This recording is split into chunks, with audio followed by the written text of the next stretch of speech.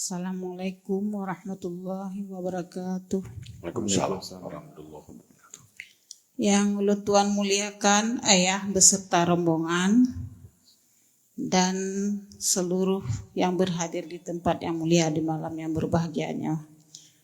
Yang ingin ulun tanyakan kepada ayah yang pertama, sebagaimana ulun ketahui bahwa urang agam sunat gejau masjid sembahyang lima waktu ya.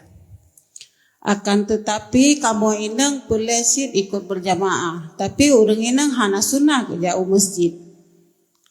So lebih afdal ya urang agam geja ikut jamaah masjid dengan berjamaah ngan urang inang di rumah. Sedangkan kamu inang pelesit berjamaah. Pernamanya masing-masing kan. Berjamaah di rumah taboh kan. Berjamaah di tempat umum juga taboh kan. Cuman jamaah makin lebih ramai, makin lebih afdal. Sementara nyo i rumah benar jamaah bagi bat.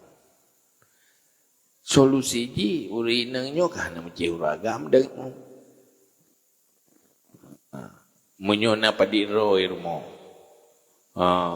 Sebaik nang dan ji siro lang kawan karena ti jamaah. Karena urinang makin tertutup, makin lebih sempurna. Cuman yan payah ada timang-timang. Karena salah satu tugas pemimpin rumah tangga adalah menegakkan ma'ruf lah rumah tangga. Nyo tadi gedi menyohana ke jamak gedang ganyan itu mayang nyan payah itu ke jamaah rumah cuma dah. Atau le hal-hal yang perlu maka berbeda kondisi berbeda. Payah le hal yang perlu pertimbangan ni nak.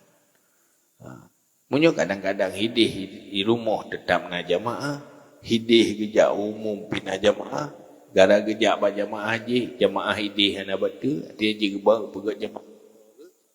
Nyan posisi masing-masing ju. Di rumah juga berjamaah, iganyan juga ikut berjamaah yang lebih ramai.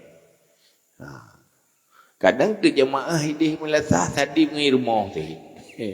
Jamaah melatah kan masjid tapi melatah. Yang gaya rumah cuma tahu. Hai dah dari jamaah yang melatah pilih gitu hidup. Ke gaya rumah.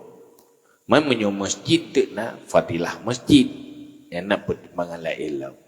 Jadi berbeza kasus, berbeza pertimbangan. Disebut nyan payah tanya per kasus.